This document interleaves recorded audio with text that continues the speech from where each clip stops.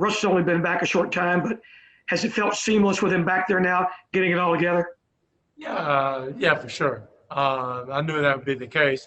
He just now has to work on his timing and get himself ready basketball-wise, just playing, and we have enough time to do that before the playoffs. So, yeah, it's good to have him back. Do you have any specific things you are looking at in your first scrimmage, or just a whole bunch of stuff? Just trying to make sure the guys are getting back into their rhythm, and whether they need a couple more minutes or a couple less, we'll try to figure that out. But just more or less just getting back to playing basketball and seeing the things that we have to work on the next few days. Thank you. Okay. Jonathan Fagan. Hello, Mike. What's up, Jonathan? Hi.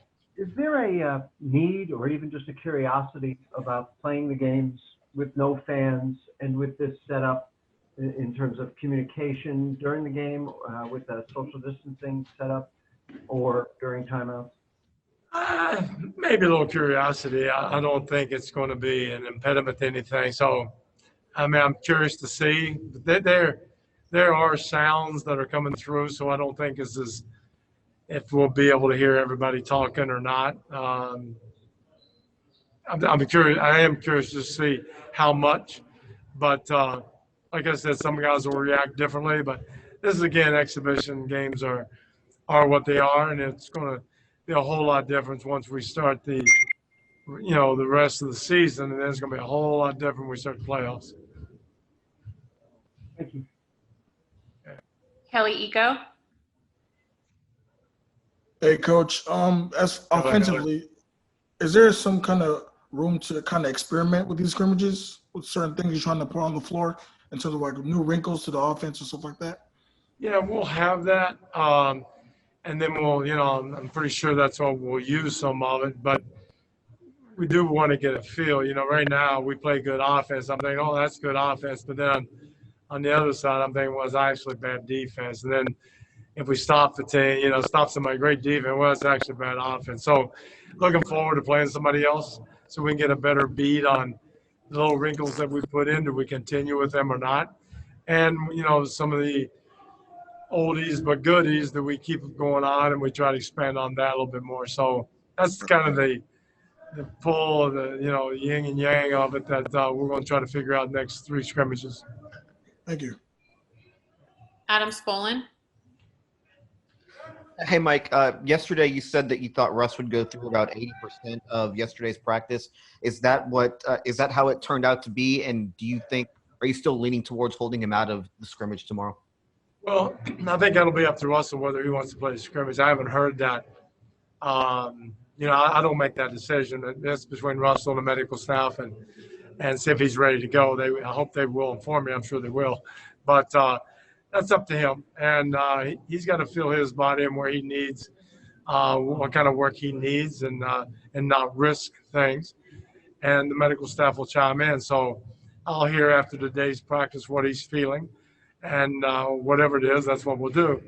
But, he did about 80% yesterday, at least. I think maybe we played 4 games of 6 minutes or 5 games of 6 minutes, and he missed one of them at the end. So, he went up through almost everything. Matt Musil. Hey, Mike. Hey, Matt. Anything new on Luke? Not that I know of. I need to ask somebody. I don't know. I think he's still trying to, as soon as he gets over the protocols, then he'll be here with us. Now, the video that we've been able to see of practice, I see you walking over closely to the players so you can get your point across. How's that working during their inter-squad scrimmages, and are you concerned about in a full-blown game coaching with your mask on?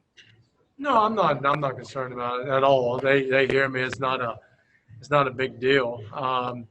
And if I have to yell a little bit louder so they can hear me, I'll do that. But and I asked them today. We had a meeting before the practice today, and I said, hey, look, guys, I'm and the coaching staff. We're going to coach with masks on. We just think it's the right thing to do when everybody in Houston's wearing one, hopefully, and everybody around the country should be wearing one. Then we want to do our part, and and they're fine with it. They can hear me, and you know, so they're good with it. I'm good with it, and that's what we're going to do. Thank you. Saman Ali.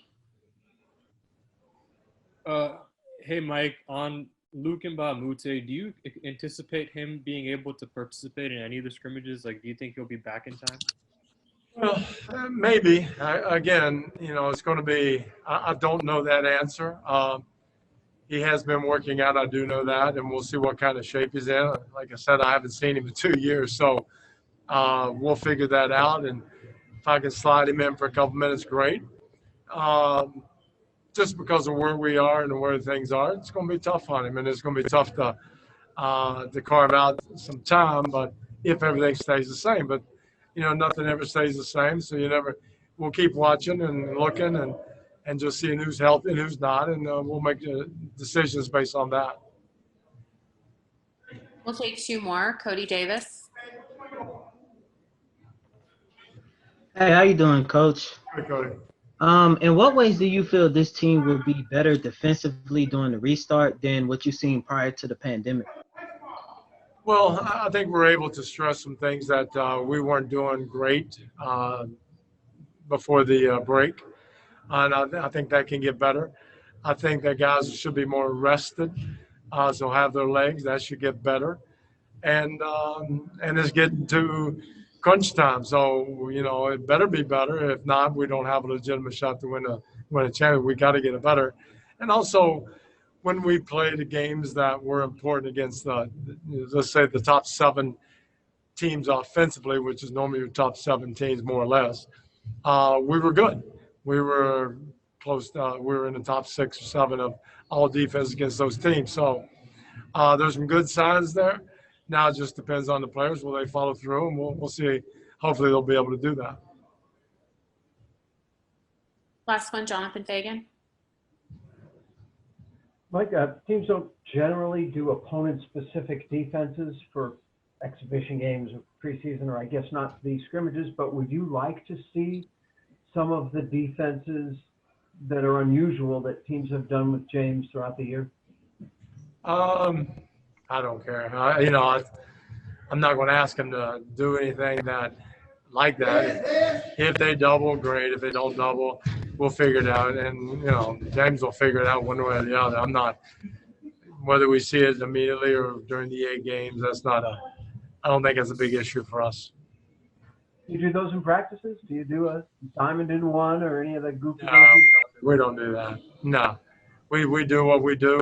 And like I said, if you look at the other games, we've lost some of those games, but not because they stopped us. Maybe we didn't stop them or they were exceedingly hot. But all the junk defense so far against James, it doesn't work. And matter of fact, sometimes I'm over there hoping they do go into double teams or diamond and whatever. And, you know, if that works against us, then, you know, then we're not good enough anyway. Thank you.